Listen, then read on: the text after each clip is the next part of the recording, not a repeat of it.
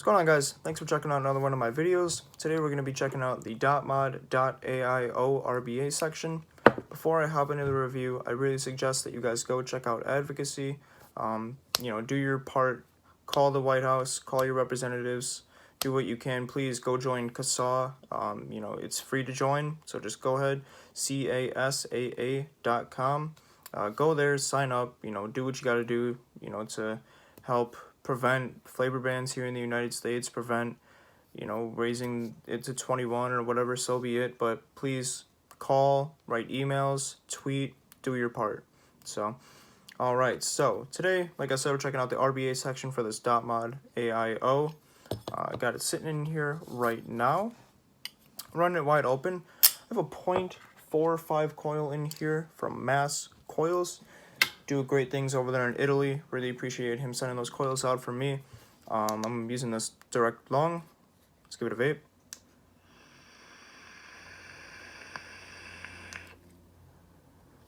Tons of flavor production, tons of flavor from this. Got this filled up.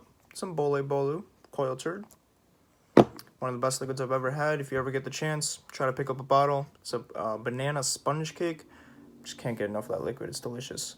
On top of here, I have a DHD Purple Heart with Gold Flake Drip Tip. Loving that thing on top of there. So, not a whole lot from the outside here. Your RBA section sits nicely in here. Airflow is adjustable from right inside of here. Like I said, I run it wide open. Got your tab right here. Pop it open, fill it up. So, fill this on here. So what we're going to do, we're going to jump up top, show you guys how to wick it, how to build on there. Everything will be good right there. So let's hop up there and check it out.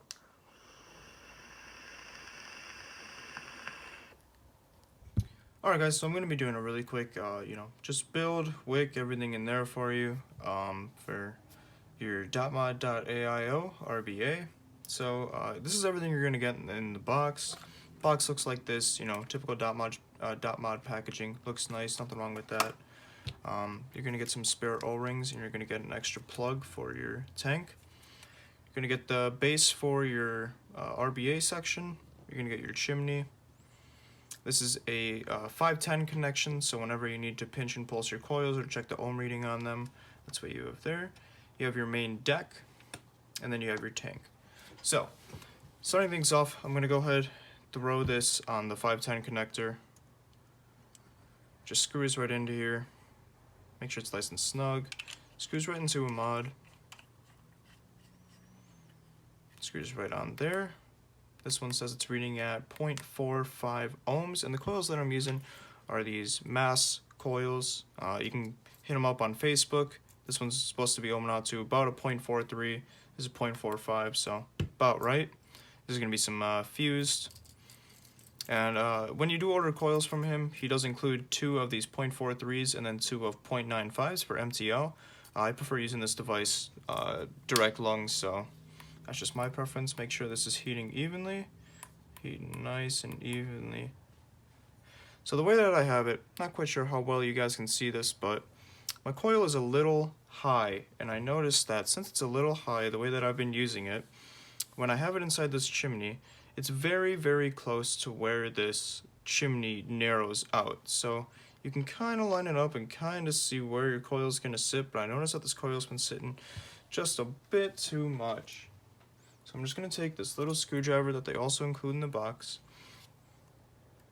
All you're going to do is just slightly undo the screws.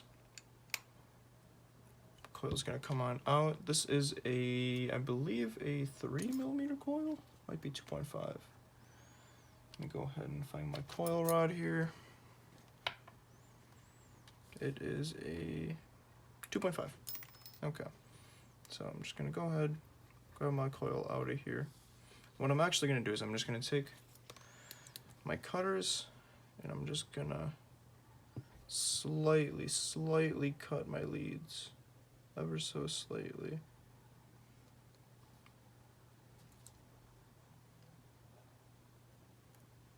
Alright, cut that one off.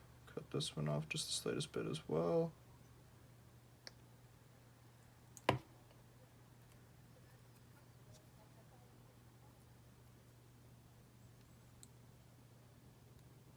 Alright, so that's going to make it so that my coil sits just the slightest bit lower, which is exactly what I need, so it's not so close to the chimney.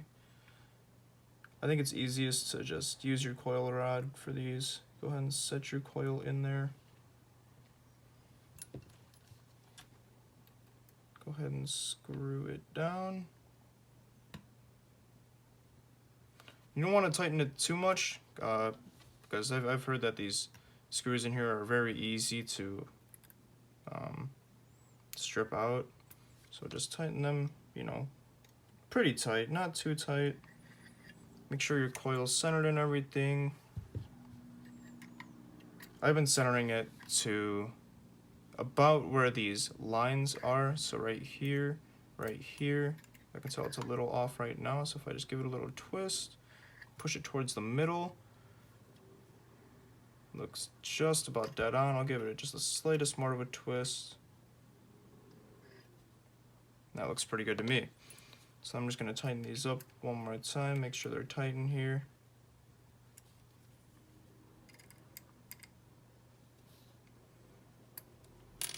Check my ohm, 0.45. Make sure it's heating evenly. Might have to play with it just the slightest bit.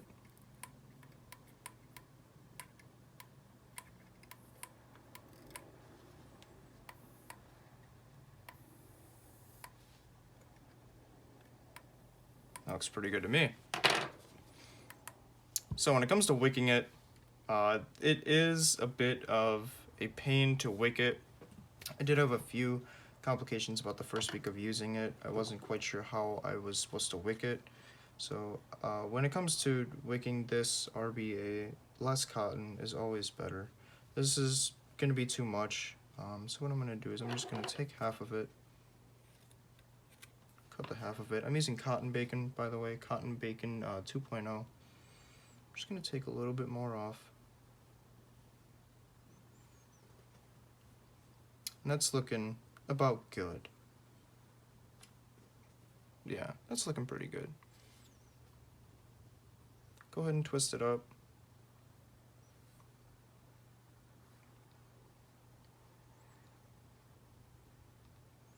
So I'll go ahead, wick it, you know, as you usually wick RDAs or RBAs, RTAs.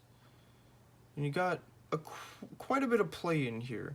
It's actually what you want when it comes to wicking this RBA. I noticed, you know, when you wick less, you're going to get a little bit more crackle, which is nice, but it's also just going to help wick it a lot better. You're going to get a much more consistent juice flow in there. I usually just give it a little pinch just to straighten it out. Alright, so when it comes to cutting this, this is where I had my problem the first time I was using this device, how I was supposed to really, you know, wick it and cut it and everything.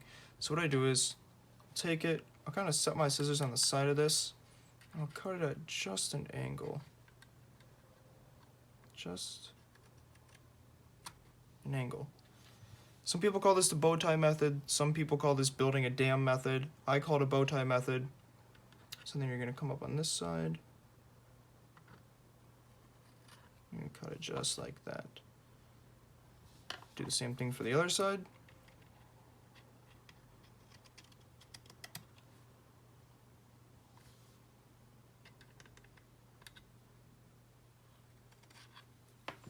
Alright, so that's how that's going to look. So when you push these down, you're going to notice it's pretty long, right? You just barely want it touching the bottom of the chimney. Or not the chimney, but the deck. So there's these little channels on the side here. You want your wick just barely touching the bottom of that. So I'm going to push it down a little bit. I'm going to cut it just like this. Push it down one more time. Still touching just a bit too much. Just going to cut it just the slightest bit more. There you go. And then when you push it down, you're going to notice that it's just barely touching the bottom of it. I'm going to cut it just the slightest bit more. That's looking much better. So you're going to want to do the same thing for both sides. Just gonna cut it right about here. There we go. It's looking good. And then what I usually do is I'll wet my fingertips just the slightest. And I'll pinch this just a bit, just so it's straight. You don't want them too wide, and this is why the bow tie method is so functional for this kind of device, because if your cotton is too wide, it's going to get stuck in your threads right here. It's going to get all caught in those threads, and it's not going to allow juice to get up into that cotton to wick your coil. So it's looking pretty good right there. Looking pretty good on that side. So then what I'll do is I'll go ahead and I'll grab some liquid using some Bole Bolu coil turd. Just gonna wetten it, get it a little saturated. Don't want to over drench it. Just drip, drip, drip.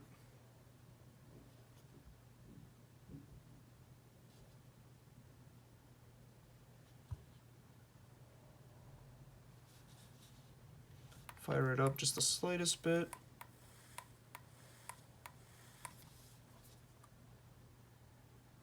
A little bit more liquid on there. So then what I usually do is take my tweezers and I'll just slightly tuck it into those channels. So when I'm doing this, when I'm tucking it into these channels, you want to make sure you don't have any loose cotton onto the sides so it can get into your threads. Just kind of tuck it in there nicely. Nothing too much. This is when you can kind of tell if you have too much cotton.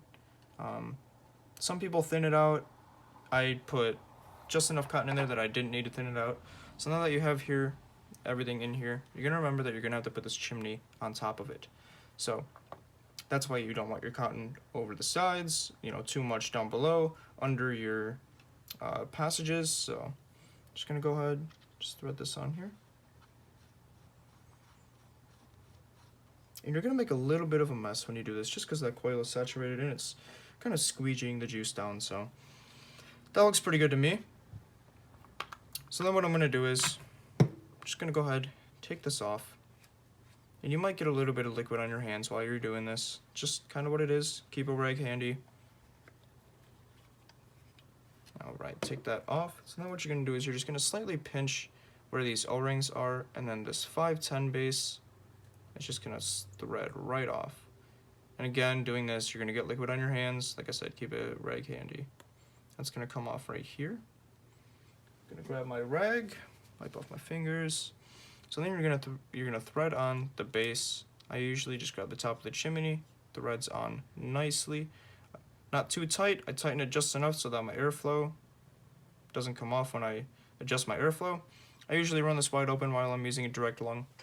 So what I'm gonna do is, there's a little bit of moisture in here, I just rinse this out. So the way I usually put this in here is I'll put the airflow facing out towards me. So when you put it in the device, it's gonna sit like this. So then I'll take some more liquid, fill it up.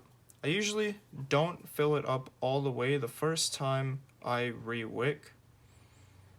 So I'll fill it about, yeah, I'll fill it about there. So I usually tend to fill it just over, you're not gonna be able to see it very well, but just where the chimney narrows out. That way, if I notice that I didn't wick it properly, I'm getting bad burns or, you know, dry hits or anything. That way I'm not wasting a bunch of liquid when it comes to having to tear it apart, you know, and re-wick it or do whatever I need to do. You know, because when you're gonna have to go look at your cotton or check out your coil, you're gonna have to pull this out. All that liquid's gonna come out the top or on the bottom. So that's something that is annoying. So I'm gonna wipe off my hands just one more time. Kind of clear off all this cotton that's sitting here. Alright, so then I'm going to take my device. Battery's in here already. It's going to give you a couple flashes because there's nothing inside of it. Just going to go ahead, set this right in here. Now it'll show that it's reading it. Battery is somewhat dead. So you can see how my airflow just sits right here. You can adjust it while it's in the device. You can turn it whatever, you know, setting you prefer. I prefer it wide open, so that's just how it is for me. Liquid looks good, right above that line. Now when you do fill this up, I tend to take it out, fill it up through there. I know a lot of people that just pop this tab, fill it up through there. You can do that as well. I just prefer taking it out and then filling it up. I can see my liquid level much better, and I just think it's easier for me. So I'm going to go ahead and throw that back on there. It's reading blue. The coil that I'm using, the coil builder recommends that I use it on the 3rd or 4th setting. I usually start it off on the third, and I'll work my way up to the fourth setting. Drip tip on here is from DHD. It's the beautiful purple heart with the gold flake on here. Matches with this button perfectly. So let's see how well I wake this thing up and give it a vape.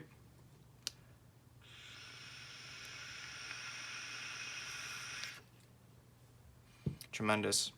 I must say, this is so much better than the original tank that it comes with, to put regular 0.3 mesh coils in there, or the Nautilus coils in there. You get a lot more flavor from this. You get a lot more crackle from it. And you're not having to buy coils consistently.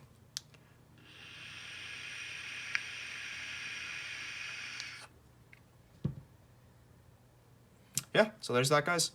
All right, so we're gonna hop back up top. I'll talk to you guys about prices, my pros, my cons. Let's get to it. All right, guys, so that's how you're gonna wick it. That's how you're gonna build on it. Give you guys some quick pros and cons for me. Big pro for this RBA section for this Dotmod.AIO. Get a lot more flavor from it, from the original 0.3 coils. If you're using it direct lung, that is, which is how I've always used it. So you get a lot more flavor from it. You get a lot more cloud production from it, which I really appreciate. Allows you to run your device at a little bit higher of a wattage and not have the consistent burn hit from that. With this RBA, you do have the availability to use the dry hit protection on there. It's going to flash yellow. That means I just turned it off, so there's no dry hit protection on there. It's going to turn green now. The dry hit protection is back on there. But the only way that you're able to use that dry hit protection is if you're building or using a stainless steel coil. So no Kanthal, no nichrome, that's not going to work. It's using that stainless steel coil that's going to allow you to use that dry hit protection. And that's because the original coils that did come with it, they were using stainless steel. So it allows temperature control mode to work with it and allow you not to have a dry hit. So one con for me is wicking it, oddly enough. So when you wick it, you're going to want to use that bow tie method that I showed you guys. It's just going to allow it to wick much better and get more consistent juice flow up to your coil. The first week I had it, I was cutting my cotton straight and it just wasn't wicking properly. I was wicking it maybe every 2 hours, just because my coil was burning up and my cotton was burning, so that wasn't very good. But once you use that bow tie method, it really, I've been using it 4 or 5 days consistently on the same wick. Usually after that I'll have to re-wick it, mainly just because of the liquid that I'm using, but other than that, it works flawlessly. I really have no complaints with it. It's very easy to build on. You grab your coil rod, or you just grab your coil and set it in there, tighten them in there, no problems with that. So price for this thing, it's going to run you $40 on Dotmod's website, US dollars. It's a little bit pricey for an RBA section, but this is a device that I tend to see enthusiasts using. Not many beginning people are going to want to pick this up and vape on that right away, and if that's the case, they're going to be using the pre-built coils. So if you want more flavor, more cloud production from your Dotmod.AIO, I recommend you go ahead and pick this up. I'm making this video for you guys to help you guys understand how to build on it, how to wick it. So that's something that I'm trying to do for you guys. So hopefully this video helps you guys out on how to wick it, how to build on it and everything, because I know the first time I was trying to wick it, I wish I would have seen a video on YouTube to help me figure out how to wick this device just the slightest bit better. So now that I got it all figured out, that's why I made the video for you guys. Hopefully this helps you guys out when it comes to building and wicking on this. So thanks again for checking out the video, guys. If you want to go check out my Instagram, cloudsbrophotos, Photos. If you want to check out some of my other videos, I'd greatly appreciate that. If you guys have any questions for me, feel free to leave them in the comments. If you like this video, if you didn't like this video, whatever, let me know how I did. Drop a like, drop a dislike, whatever. If you guys want to check out some upcoming videos, feel free to subscribe. I got a lot more coming out for you guys, a lot more plans. So thanks for checking out this video, and check out some of my other ones.